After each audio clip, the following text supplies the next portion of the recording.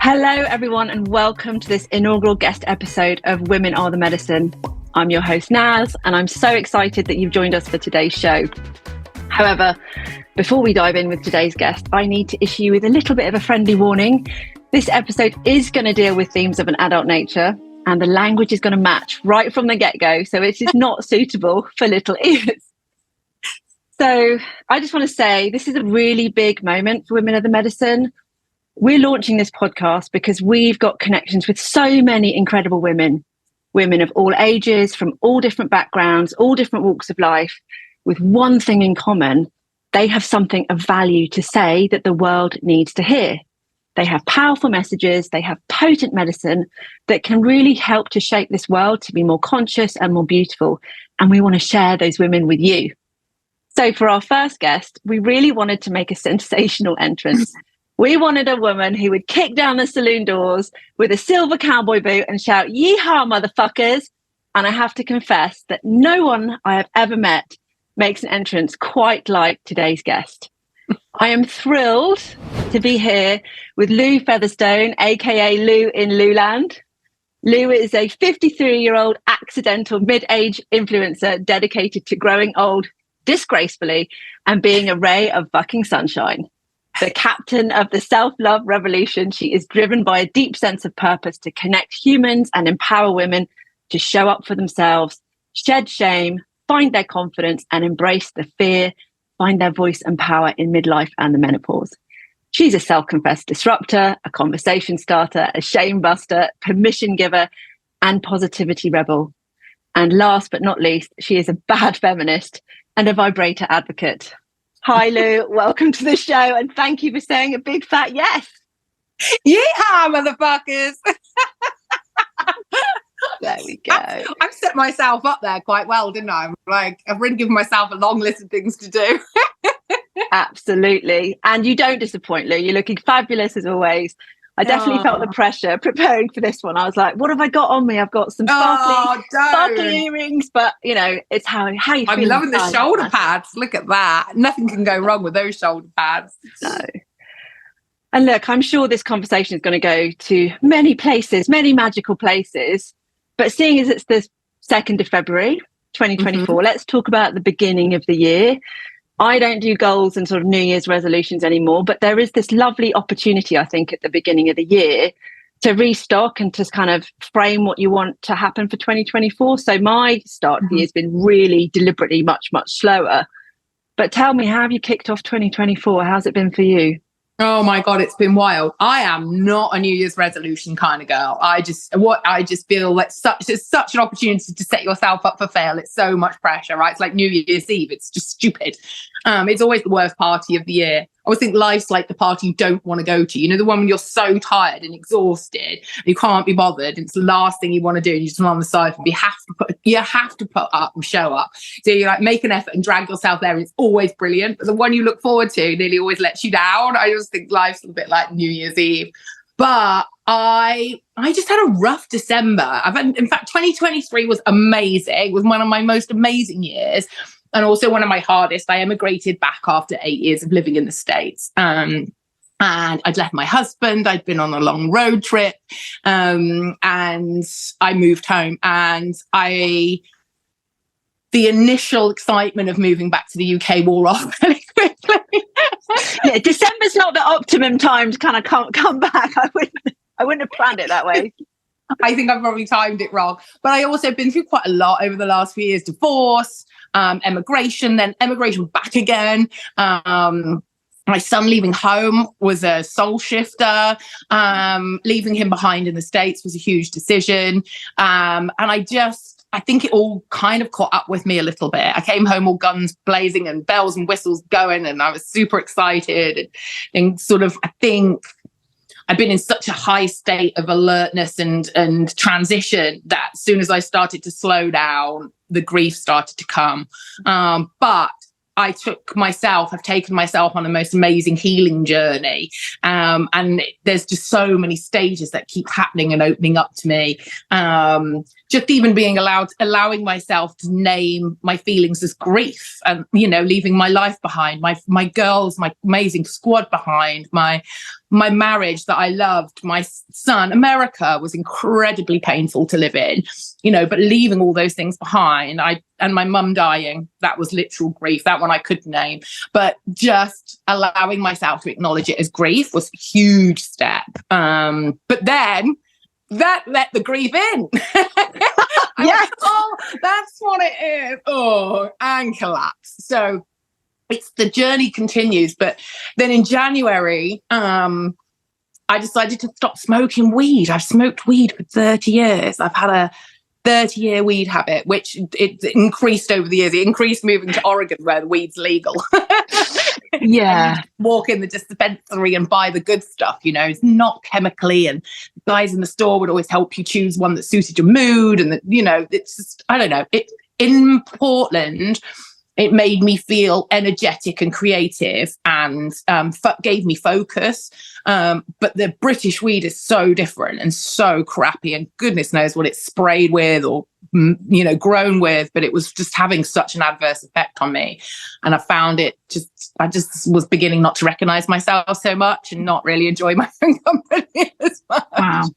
Wow. So I made a decision. I just had to change something up. And so I just randomly decided to stop smoking on the 2nd of January. It wasn't even really this resolution. I think I remember your very heartfelt video on Instagram where it was beautifully vulnerable, where you were saying, I've just decided this, and how even there was a sense of grief with that, right? And this is something we don't think about, like grief about giving up on something that you've decided is not good for you anymore. Mm-hmm. Who'd have thought it? I know. And I just, you know, I've been stoned for so long, and I don't know. I love this life. I love this journey of all of the good bits and all the bad bits, you know, and I suppose I was really worried I wasn't going to be funny anymore, or I wasn't going to be fun anymore. And, you know, I'm super excited to find out I've already blown my own mind. I was talking to my son the other day, and I was saying to him, I genuinely thought it helped me de-stress. I genuinely believe that. And now I've realized, after only where am I? I'm like 36 days in, that it did not do that for me at all. It's blowing my mind. So I've been really enjoying that journey. I had a year ago bought myself an ice bath, like a recovery tub, an inflatable one that you put in the garden.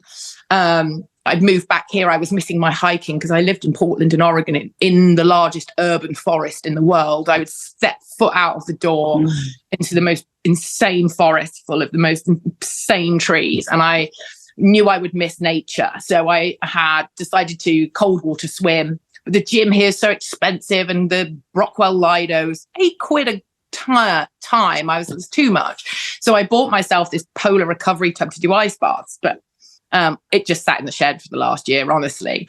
But during the process of giving up smoking, I kept seeing it. It kept sort of like, it kept falling down off the shelf for some reason. I was like, okay, it's time. Let's give it a try. Let's see if it helps. And honestly, I've only been at it for like 8 days, and it is a game changer. I mean, I've cold water swum in some beautiful spots, but not consistently sort of paid attention to how I feel with it. And I think because I'm so tuned in with giving up smoking, it's sort of having an even bigger effect on me in lots of ways. Well done, you. I feel so different.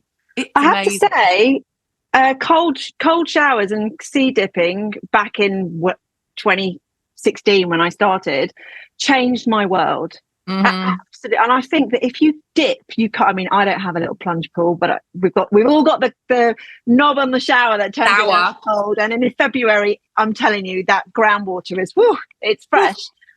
But doing that in the morning gives me that sense of I've won the fucking day already, and it's only whatever o'clock it is. What's it been doing for you? That really, I mean, I've CrossFitted. I discovered CrossFit in Portland. And I've always done the 6 a.m. class for years, and that I have the same feeling, don't want to do it, get myself there, already feel like I've won the day before I've even done the workout, just because I've managed to get there.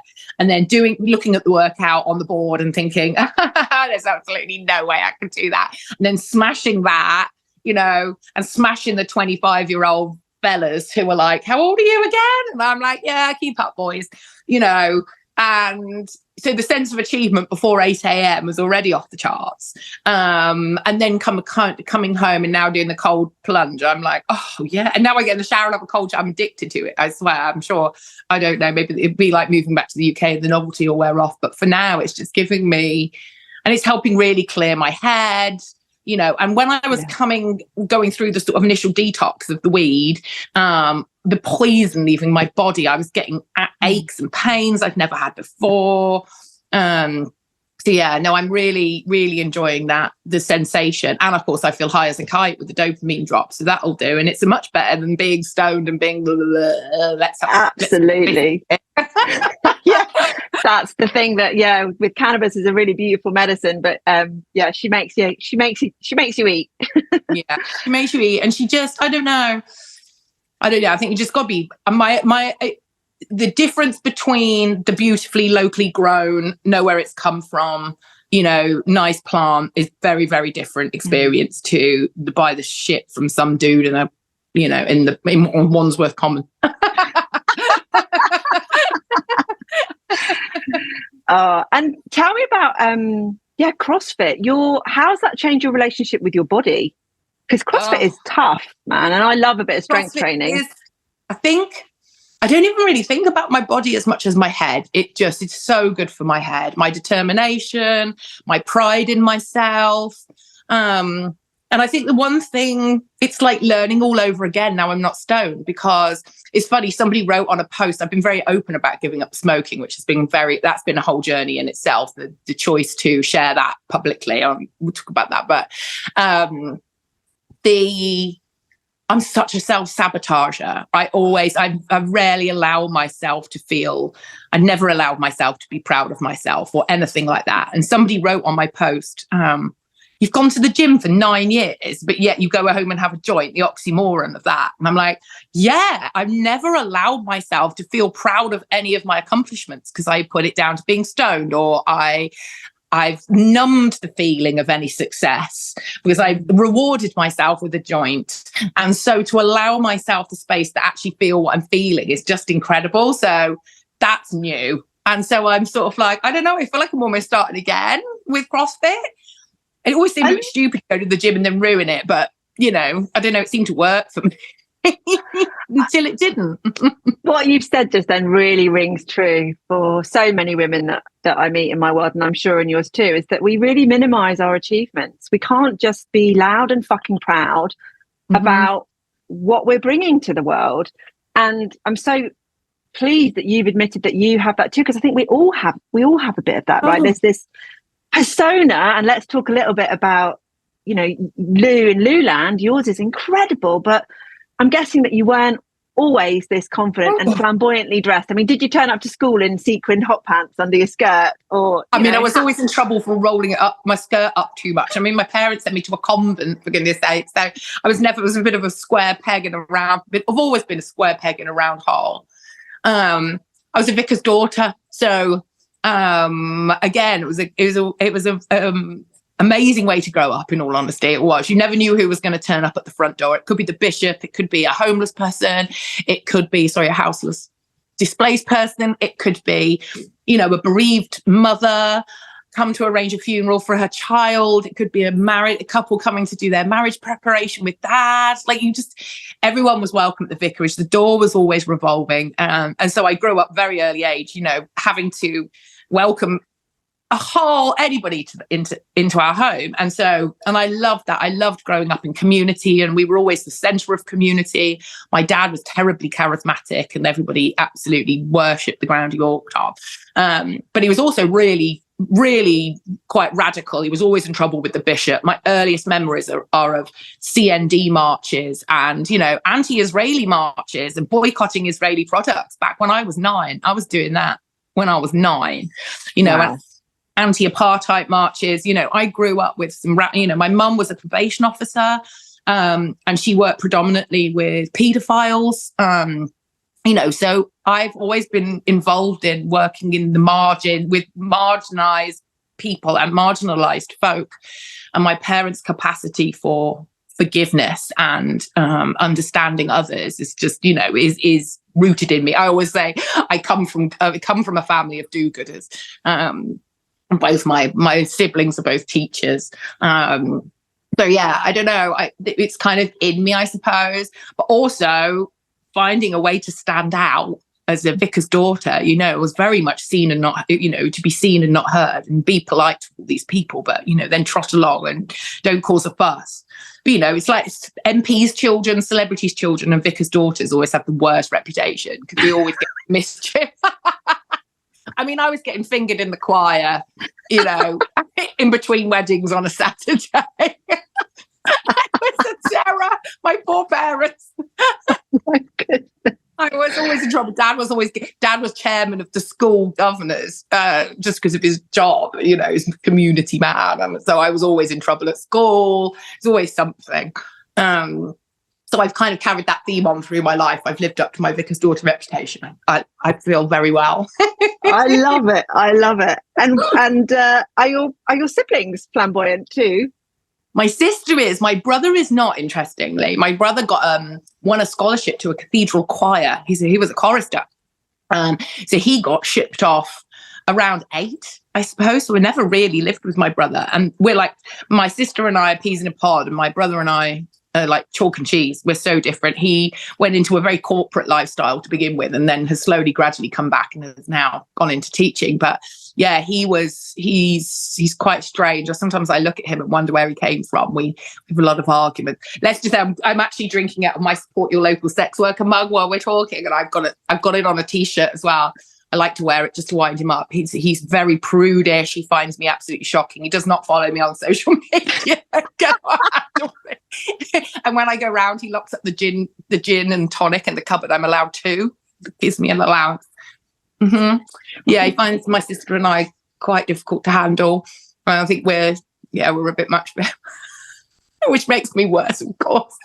I know. There's the rebel in you. You know, old school men. It's so tiresome. There's nothing worse than a middle-aged white man telling us what to do. I know. Yes, and his tut tut tut makes me want to leap across the Christmas dinner table and punch him squarely in the face. But anyway, I'm glad he won't be listening to this. I hope not. Well, I remember when I met you last year so distinctly at and you were speaking to an event that I was hosting, and there was a whole audience of middle-aged and retired women, like over 100 of them, all tittering and giggling at you, talking about being fingered. And then you get them dressing up in frothy gowns and sequins, and you are this incredible blend of magical mischievousness. And your medicine is really powerful, but I'd love for you to explain in your own words, what are your gifts that you're bringing? What is your medicine? Oh, you might make me cry. I enjoyed that festival so much that I hadn't really planned to take the wardrobe out on tour. I'm a terrible, terrible shopaholic. I have had problems with money for my entire life, from stealing from the collection to from jobs. And now, as part of my journey in the last year, I've now diagnosed myself with ADHD. And I don't want it to make it sound like I am making excuses for my spending addiction. But for years and years and years, I have tried therapy. I've tried so many ways to understand some of the parts of my behavior, particularly my risky behavior, my self-sabotage, particularly around money. And I've never been able to make any sense of it. I've had great therapists. I've had therapists I've just flirted with for an entire year, and eventually found, quite a good one.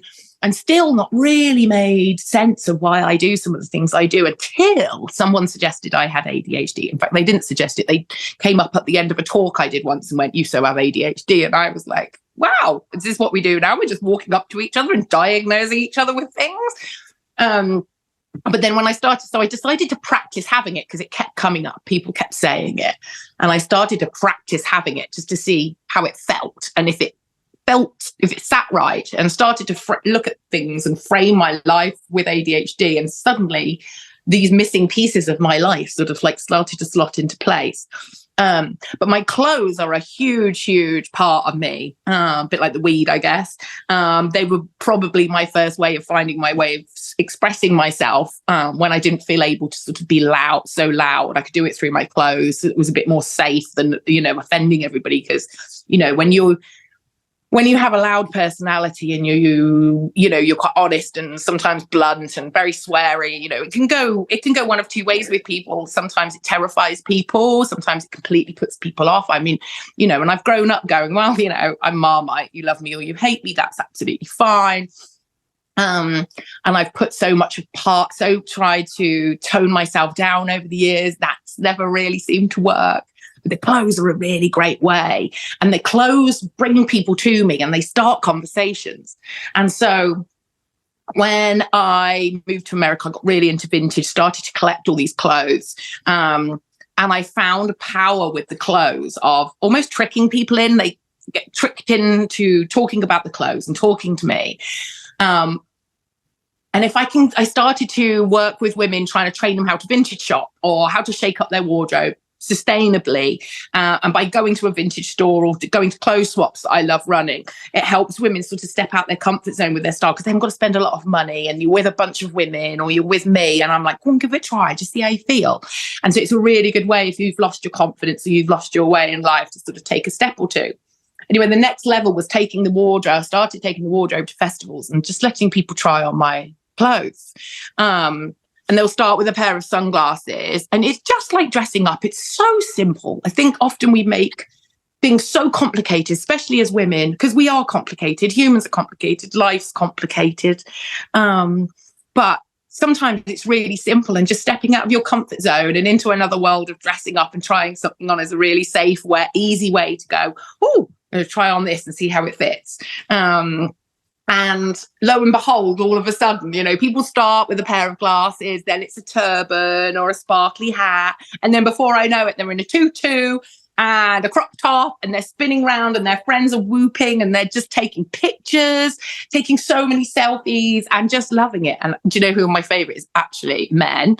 I took the wardrobe to Flackstock. It was an amazing festival. And the dads were like, oh, fine, come on, I'll go in with the kids. And the dads were the funniest I've ever seen, transforming themselves, and they just were loving it. They were throwing on dresses and it blew my mind.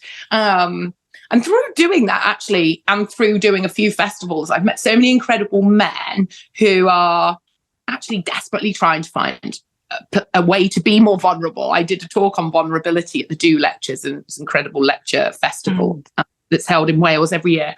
And I talked about vulnerability and the power of sharing my life online, which, coming back to your question, which you actually asked me 10 minutes ago, and I haven't quite got to the answer, is I think that's what I bring. That's what I bring, is a vulnerability to be yourself.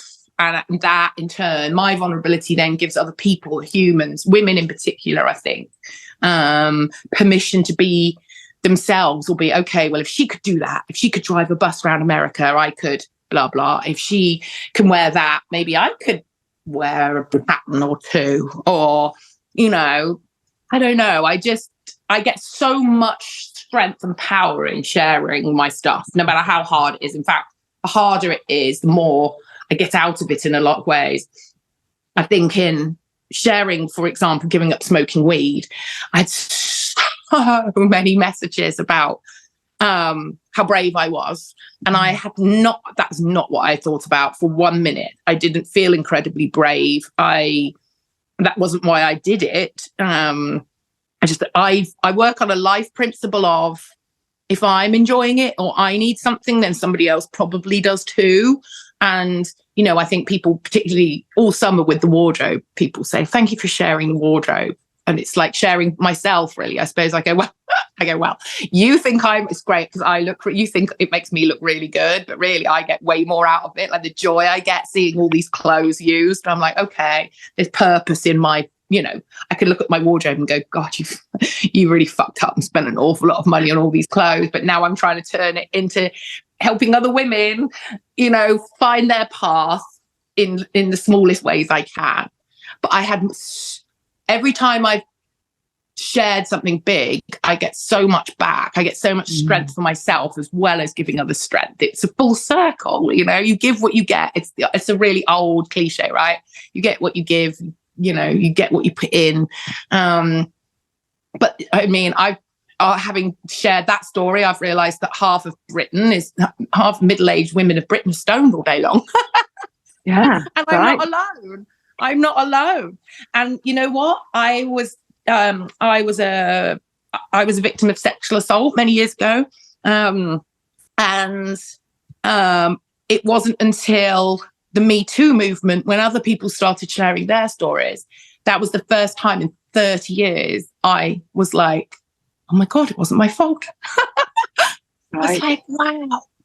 And that changed my life. Someone sharing their story changed my life forever.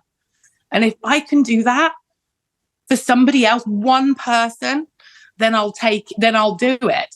I don't care. I just cannot stand the thought of women wallowing in the shadows of shame.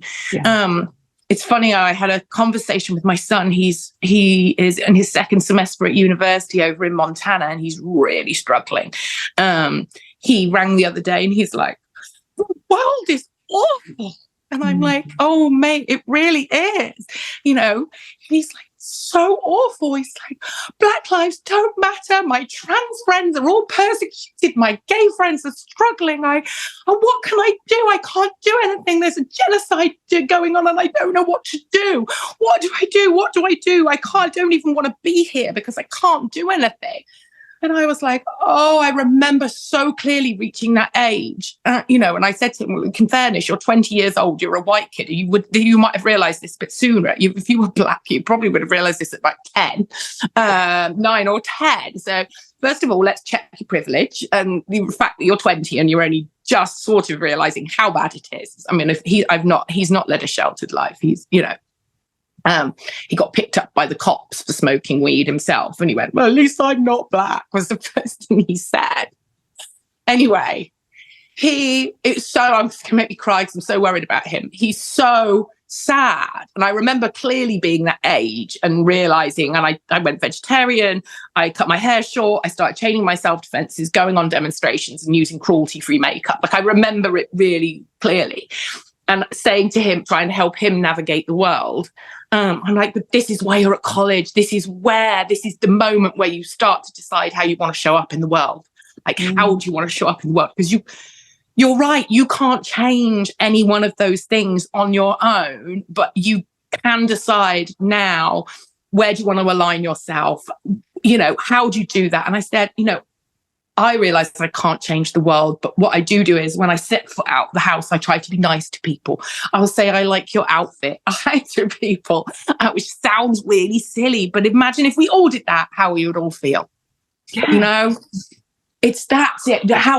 What job do you want to choose? Do you want to choose a career that's going to change the world? Do you want to use your photography to highlight injustice? Do you want to go out and work in, you know, war? In areas where there's war? Do you want to do aid work? Do you want to be a teacher?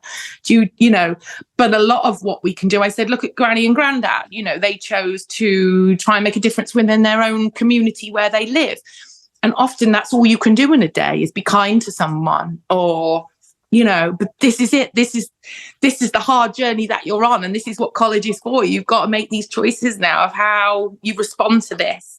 And I know it's really hard and feels really impossible, but this is your time. So it feels really poignant right now, trying to navigate him through that.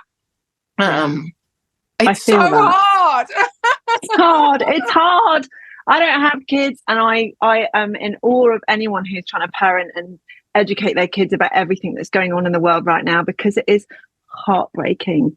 And you are a ray of fucking sunshine when you step out into the world. And I know that's one of your slogans, and you're colourful and you're funny and you're vibrant. But what I really love about you and I appreciate about you so much is this honesty and this depth and the willingness that you have to share your vulnerability, and that it isn't all sunshine and rainbows, and that it hasn't been in your life. But how do you keep yourself, how do you prevent yourself from drowning? Because if you feel, and I know that you feel too many things, right, And you never stop grieving the people that we've lost. I'm no stranger to grief. I know that it's not a once and done. But what are some of the hardest things you've ever had to do in your life and overcome, and how have you done that? This is, again, what can we share for people who might be going through similar things? I mean, God, I've probably just listed a dozen of them as we've gone along there. It's every day, isn't it? Grief. I've stolen money. I'm still in debt now, and making mistakes.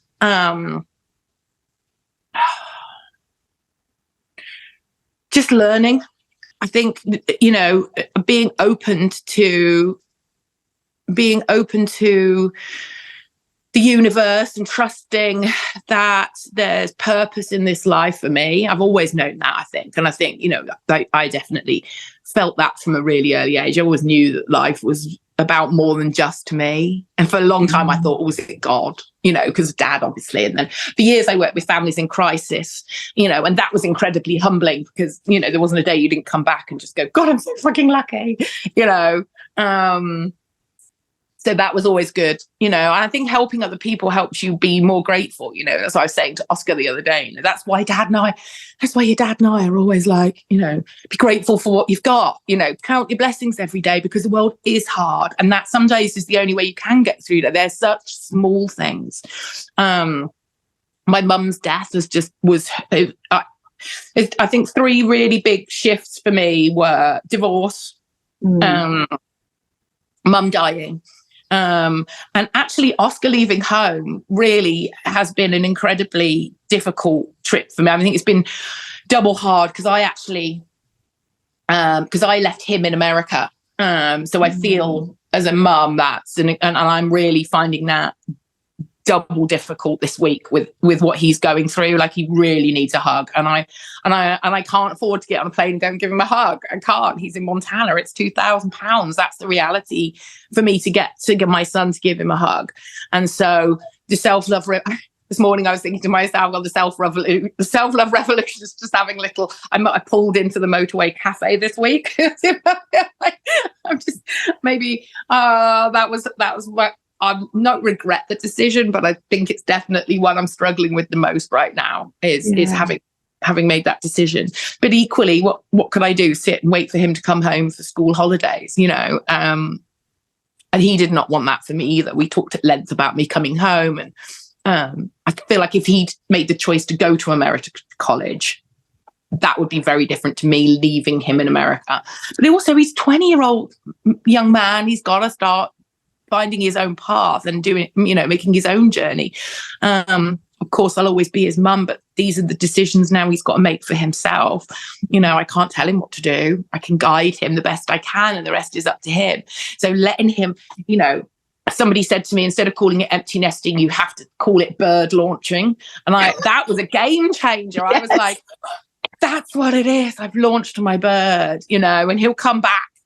He'll come back to the nest when he needs me, but I can't let him go. I can't, hold on to him.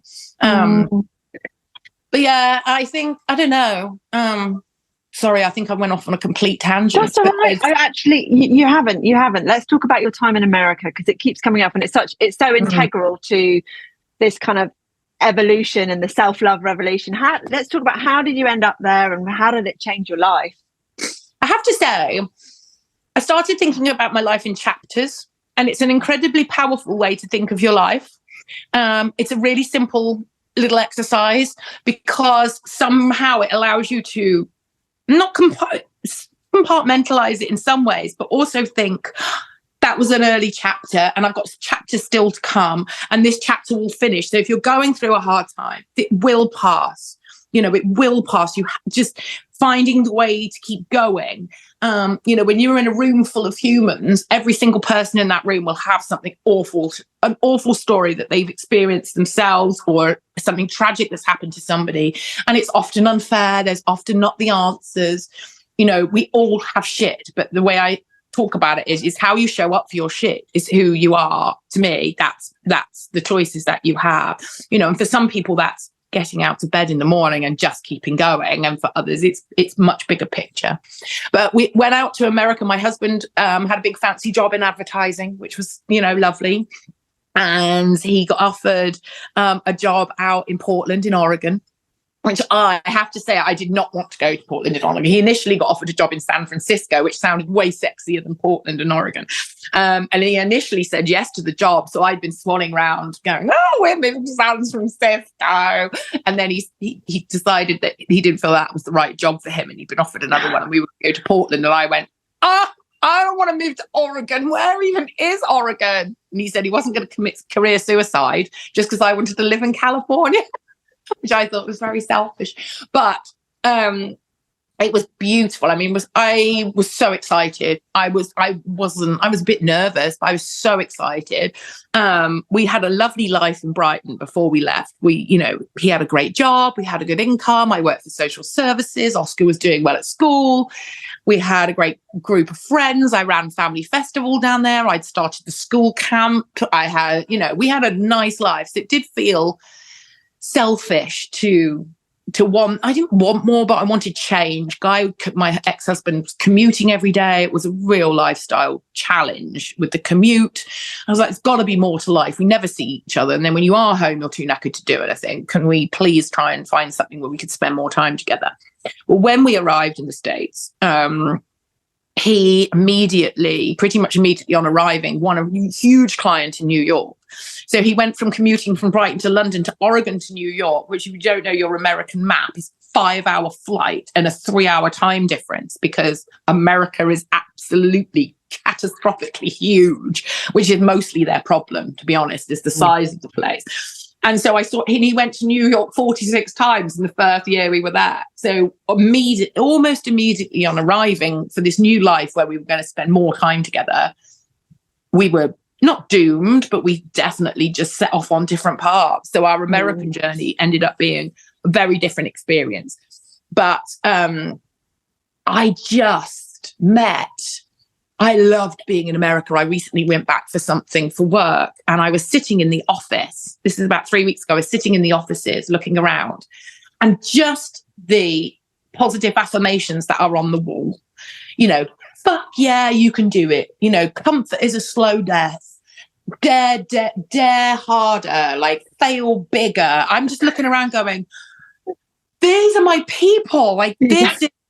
And I had forgotten how uplifting a lot of them, some American people are, particularly in Portland, very liberal. Quite different from the British slogan of keep calm and carry on. Yeah, right? Don't talk about it. Don't talk about it. Just plod on. It's like, I don't know. I find I've had forgotten how uplifting a lot of Americans are. They have such a different attitude to things. Even just as a woman entrepreneur, and I never considered myself, I would never have dared to call myself an entrepreneur if I lived in Britain. I would never, I remember my therapist saying to me, you're very ambitious. I was talking about this tour. I was going to go on tour with my bus. She went, you're very ambitious. I went, oh, I'm not ambitious. And she went, well, you have bought a vintage RV and you're going to travel 6,000 miles around the country preaching self-love and masturbation. I would say that's fairly, by yourself, having just left your husband, I would say that's fairly ambitious.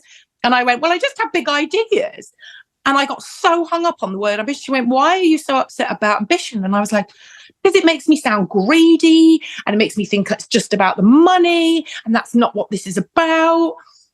I would not let her call me ambitious. Even like, I feel like if I say to people in the pub down the road, oh, I'm an entrepreneur, they'd go, fuck off, whatever, love. Like, it's just, as British women particularly, I think, that's hard. But, coming up with these ideas for a business in America, say, for example, I want to open a pink 3-legged llama farm, for example. This is such a stupid example, but it's what, British people would be like, why would you do that? Oh, no, here you go. I'm going to do the tour on the bus. British people are like, have you seen the cost of petrol? You're going to get stuck on traffic on the M25. where Americans are like, oh my fucking God, that's amazing. Let me introduce you to my friend who's a mechanic, because your bus will break down, but he'll help you along the way. I know someone in Nashville you can stay with. Strangers inviting me into their house to stay, helping me on the side of the road. One man took my whole bus. I broke down in Nashville for 3 weeks. This woman who follows me got her husband to take my whole bus apart and fix it for me. I lived in their house for 3 weeks. The difference is just chalk and cheese. They help you. They share things. British people, and particularly I found some of the influencers, they kind of gatekeep all their information. They don't share their, I found it so difficult and so lonely, isolating coming home compared to what I've been used to and being surrounded. So I think it's made me worse in terms of, I just share my good bits, my bad bits. I'll share what I've got with you because to me, if we all did that, life would be so much nicer. It seems so fucking basic to me. I don't understand it. Because you're a woman who realizes that competition and comparison is all patriarchal, right? Yeah. So women who are playing in that game, influencers or otherwise, you're playing in a patriarchal system. And in order for us to dismantle gently some of that, we're going to have to start collaborating more and forgetting about competition. And it's not about me. It's about us. That us going from me to us is so powerful. It's interesting. You're going to make me cry because I've been struggling. December was terrible for it. I don't know. I find it really difficult. I'm at my wit's end with, can I be an influencer? I mean, I tried so hard not to take paid work. I don't like selling stuff, which makes me a really bad influencer.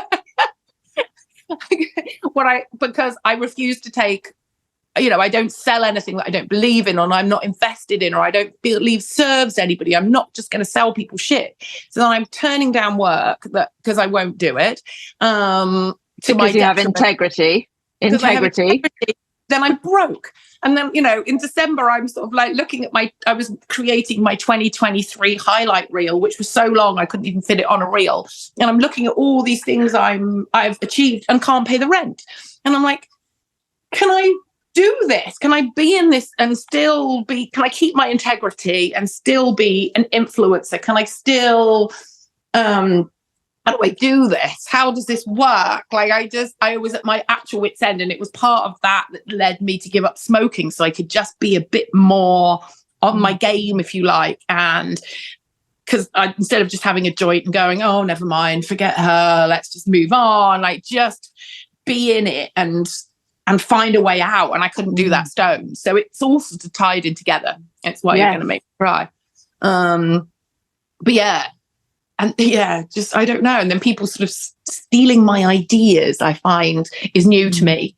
And I just find that, bizarre, or, I try to collaborate with people. I try to do things with people because it's lonely on your own as a woman, or as a person, as a human, trying to do all this stuff by yourself. It's also really hard building a business by myself with no backup, especially after I've had a husband. It wasn't a bad husband. It's me that changed, not my husband. But, on my own suddenly after 25 years is really, really hard. It's really hard. I've got no backup. I've got no one just going, are you all right, mate? Do you need a hand? Don't worry, I'll cover it. I'll cover the bills this month. I've got nothing. So, and you're back in that British culture, which isn't that American can do. I've got your back. It's very kind of, I'm going to keep myself to myself, guarded and head down. And that's a challenge. So I really feel for you there. And I don't, lots of things. I don't know. I just why would you not just say to me, let's do that together? Because that's way more powerful. To me, collaborating that's two minds on it. That's two sets of ideas. That's two audiences. That's double powerful. We bring different things to the table. You don't have to fucking nick my idea and run off with it. Or worse, take me out to lunch and try and get me to brainstorm how you can make money out of my idea and pretend like it wasn't. Blows my mind. So I went through, it's another grief, right, of being surrounded by completely different people, and then still trying to hold myself. America, going back to your question again, sorry, terrible. It's great. We love it. I'm holding all the balls. I was surrounded by people just holding me up and just going, fuck yeah. So I went on a bit of a journey. I found my fitness. I found hiking and created a hike squad of women, really, again, by accident. And just, it's again like CrossFit or the cold water plunge or, giving up smoking. It was sort of like the determination I got from hiking and climbing mountains was just incredible. And to share these experiences and these adventures with these women was just mind blowing. And I got such a strength from that. And in the beginning, you described me as a bad feminist. And the reason I say that is because as I started to find my confidence with my fitness and with these women and start to sort of like really step into my power in my middle age, which was blowing my mind. Because I'm like, oh, look at me. I'm feeling stronger the older I get. That's weird. Didn't really anticipate that happening. I posted a naked picture of my bum at the top of a mountain. I know it well. And got a dick pic, the first dick pic I'd ever had in my life. And it blew my mind. My husband and I, our sex life had fallen into neglect, is how I kind of like to put it. And it wasn't him. It wasn't me. It was a combination of both of us. It had never really been, we were happy in lots of other ways, but that wasn't really our thing. And I'd had a lot of sex in my vicar's daughter, years, career. And when I met him, it was just, that wasn't on our top 10 list of activities. We'd rather go camping and do other things. And but that dick pic was the first time I'd felt horny for a really, really long time. And it set off a chain of events that ended up with me leaving my husband, not for the dick pic, I will say. And I would like to acknowledge that dick pics for a lot of women are very, can be very traumatizing and offensive. I always feel very conscious of making light of the dick pic, but it was a bit of a game changer for me. So I just have to acknowledge that. Please just don't, if you're a man listening to this, please don't start suddenly thinking you're changing women's lives with your dick. You're really not. I'm glad you issued that warning. I'd just like to say that right now. Don't be fooled, it's not that great, mate. But yeah, it did start a chain of events for me. Was that horniness the catalyst? Because I remember you talking about your story from sort of realizing that your relationship was over to, going into the spare room, finding your own self-pleasure practice, and then launching your self-love revolution. But just walk us through some of those little moments of transformation, the catalyst for change there, and what changed for you, what allowed you to go from kind of feeling a bit sexless and in your marriage to I'm going on this self-love revolution, I'm going to wang dildos out the window of my bus to women as I drive through Texas. It was when I was 41, going back to the shopping addiction, I gave up shopping for a year to try and stop my spending addiction. And at the end of that year, I bought two things besides the point, but the sense of achievement I felt and pride in myself and the confidence that gave me was the first time I can actively remember feeling proud of myself. And I was 41 years old. And I finished that year thinking, I feel confident. I just cannot stand another woman getting to 41 without feeling confident. This blows my mind, right? And then I also thinking, God, if I can achieve that, imagine what I could achieve. But then I would say to people, but I still don't know what that is. And I still hadn't quite found what my purpose was at that point. So then we moved to America and the journey sort of continued. And I didn't realize at the time what was happening, I don't think, until I moved into the spare room and I had that space. I had that space and time for myself. I started to find a pleasure in my body for myself and it was the first time I felt sexy for myself. Like, I'm really good at sex. Trust me. If you fuck me, you'll be really happy. It's like you get a good return for your money. But it had always been about somebody else. It was the first time I felt pleasure for myself. And I started to think how incredibly powerful this was. And how the more I seemed to do for myself, the better I felt as a human, the better I felt and confident in every other area of my life, that I could show up better for my son. I could show up better in my divorce even because, I could say what I needed. I could say what I wanted. And on reflection, I wish I'd done it earlier. We'd probably still be married if I had given myself and allowed myself time and space for myself to appreciate myself rather than worrying about everybody else, I could have saved my marriage. That's the fucking irony of this. I'm not, somebody said, oh, you were a divorce influencer. I'm like, absolutely not.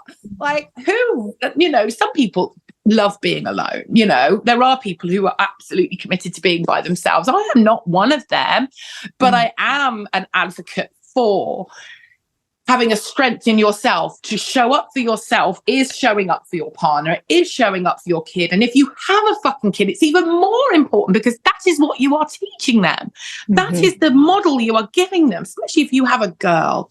But more importantly, even if you have a boy, that is your job to show them how to show up for their wives and their daughters. And that, when I talk about vulnerability and there's men in the group, is what they come up to me. Men are just literally go, what do I do? How do I show up for my wife, my girls, the women in my office, my colleagues, my staff who I employ? How do I get more vulnerable? How do I do this? What do I do?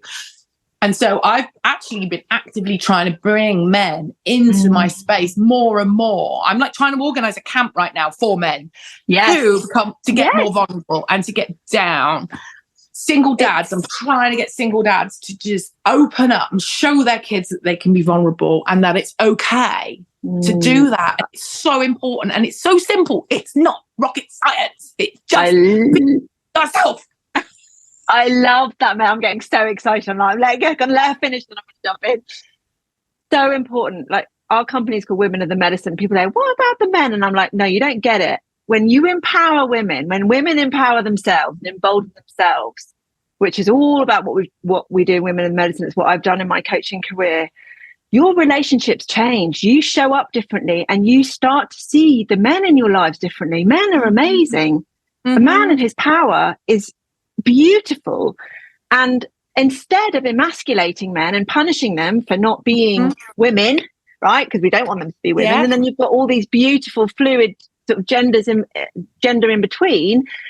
We've just got to stop labeling and see the person for themselves. And it's a game changer. It's a game changer. Agonizing to me. I hate birds are this and it's all men. I hate men shaming. It's like, stop. Let's Actually, stop with men rushing. I know more shitty female humans than I actually don't know humans. But it's because women don't know how to behave, so that we behave badly because we're so, we shame each other. We're often our own worst enemy. I do a lot of work around stop getting in your own way. We are our own worst enemies, and it's not all men's fault. Men are conditioned as toxically as we are. It's until we start meeting in the middle somewhere and understanding each other and meeting each other with some confidence in just being able to say what you fucking well want. I do this. I get women to write their own permission slips and ask themselves, what would you give yourself permission for? And so this is a powerful medicine. Just explain this to me, because I think I want to leave people with, we're not finished yet, but I definitely want to leave people with some of your jewels, of your most precious tips. And I think this is a really, really, really powerful one. So if someone wanted to do this for themselves, how would they do it? Imagine what is it you want to do? Literally, what is the one thing, if you could do anything that you feel unable to do, you're stuck with, or you feel ashamed of, or ashamed to do, or you daren't say it out loud? If you could write an anonymous permission slip to yourself, what would you write? And everywhere I've gone, I've given people postcards to write their own permission slip. And then what I do is I gather them up and I share them anonymously. And they vary. I've collected them all around the world, because I just was fascinated to think, what one liberal woman from Portland's permission is going to be very different from a black woman or a woman of color down in Tennessee. Their permissions would be, I was just fascinated on the tour, the difference between states. I also downloaded Tinder to see what different men would be like through the country, but that's a whole other thing. And they vary from, I want to wear a crop top running, to I want to tell my husband I want anal sex, to I want to break my cultural norm and not agree to an arranged marriage. Like, they are so vast in their permissions. But the magic is by getting a woman to think about that, that's her deepest desire. That's her secret thing that she really wants. Now, you know, I wear a crop top every day. I don't think twice about it. That's not, for me, that's not what I would give myself permission for. But for some woman, that's the biggest thing she would like to be able to do, right? So by sharing that with other people, you might go, oh, that's nothing. But it makes you think, okay, well, and then you think about your permission. But by sharing that woman's permission, you're giving that woman's permission to every other woman as well. And you might think, oh, okay, well, that's quite simple. Or wow, that's huge.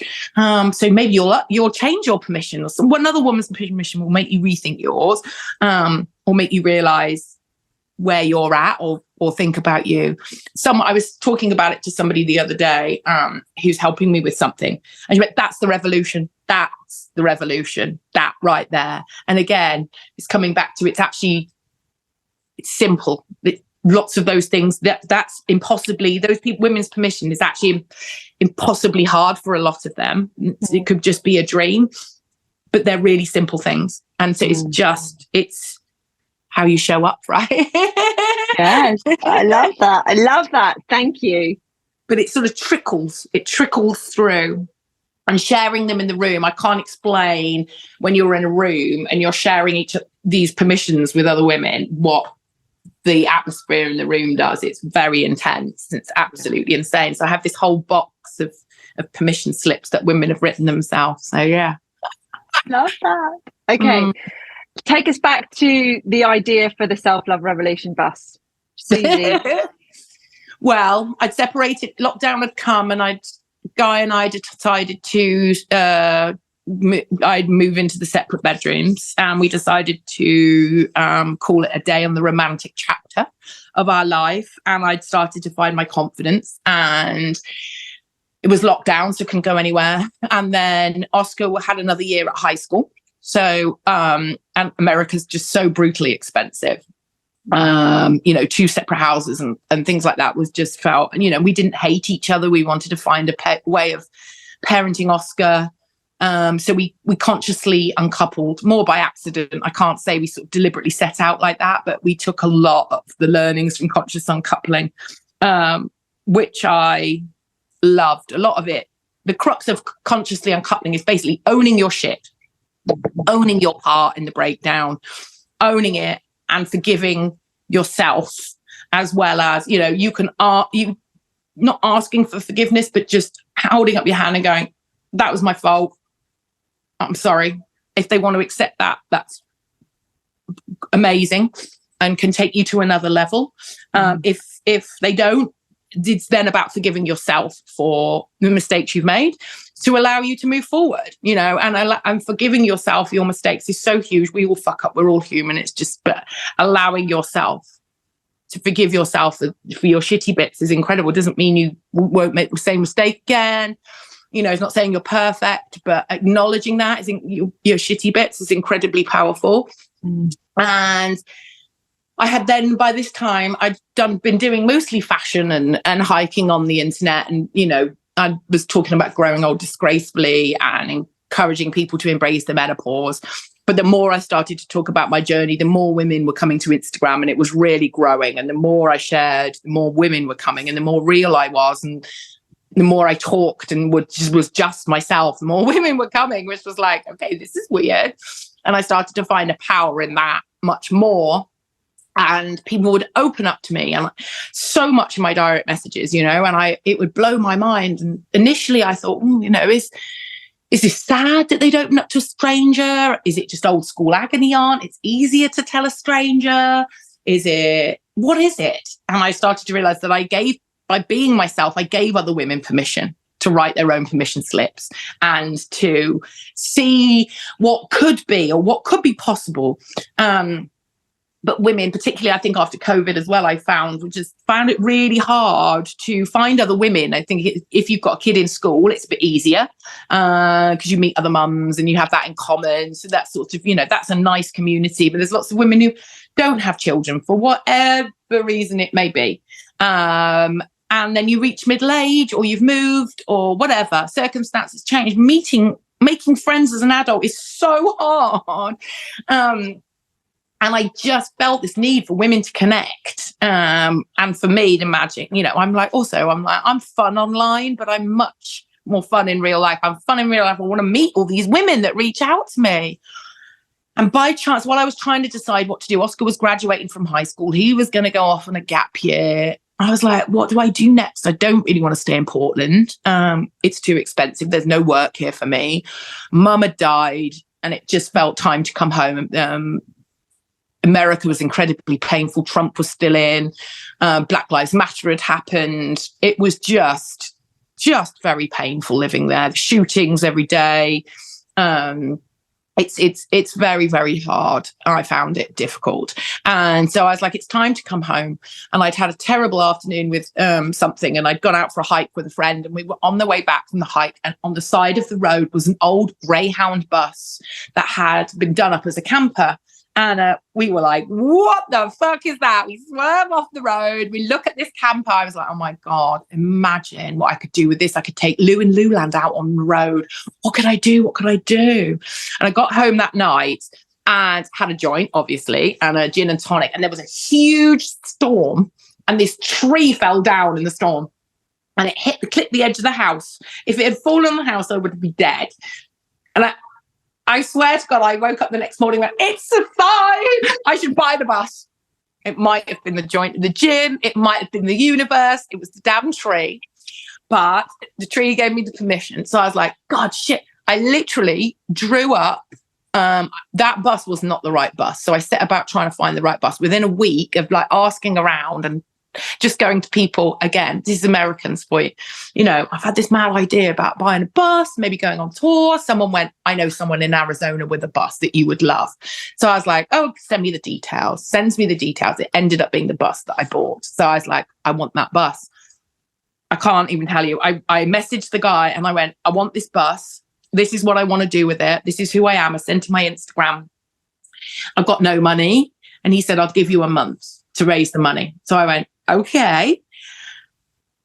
I got on Instagram on my stories, and I created a presentation on my stories for the crowdfunding of the bus. And I sent it just to family and friends and people who were behind me or would encourage me or, were behind me. Crowdfunded the bus with help of family and friends within a week. Bought the bus, 32 foot. It's like a full-size bus. Flew down to Arizona with a one-way ticket, picked up the bus, drove it back to Oregon. 1,000 miles, broke down 3 times on the way, got her back to Oregon, and then went, oh my God. How did that feel to drive the bus? Because that's a big beast. I've driven a 9-meter something motor. You keep making me cry. Driving that bus, I've never, ever felt like such a badass driving that bus. I am like, oh my God. I swear to God, I said to my dad last night, if I could, I'd still be driving. I wish I'd just kept driving. I should have found a way. I should have found a way of making the money just to keep driving that bus and keep doing what I was doing. I got it back to Oregon and then spent the next 3 months raising money to take her on tour. And again, I approached things like this felt possible in America because they support entrepreneurs and they're sort of like that. Their culture is rooted in, in self, which is also part of the reason I moved home, because I miss the community and social, I miss this society as well, where we're supposed to take care of each other a little bit more. Whereas America is very rooted in entrepreneurship, which is great, but then they're hugely lacking in community, not everywhere. But it feels so different. But for this, it was, I approached 5 brands and just went, listen, I want to drive this bus. I want to throw events. I want to gather women together. I want to use the bus to pull women together and use it as a conduit to connect women and show women what's possible. I want to throw vibrators out of the window as I go through Texas. And I don't know, it's a mad idea, but this is just what I want to do. And I want to do events and, change the world with my bus. And I want 10 grand. 5 brands give me 10 grand. It will allow me to put your brands on the bus, give me some product. I'll do posts as I go. I'll share my journey. And they did. The five first brands that I spoke to all gave me 10 grand. So I had a vibrator brand. I had a gin and tonic, female-owned distillery that gave me 1,000 cans of gin and tonic as well. The vibrator company gave me loads of vibrators. I made an edible with a black collective of growers work out of Oregon. I partnered up with period.org to raise period poverty awareness as I went, and a vagina healthcare brand who actually support your local sex work. So they also make an amazing air freshener in the car that's shaped like a tree but smells like a vagina.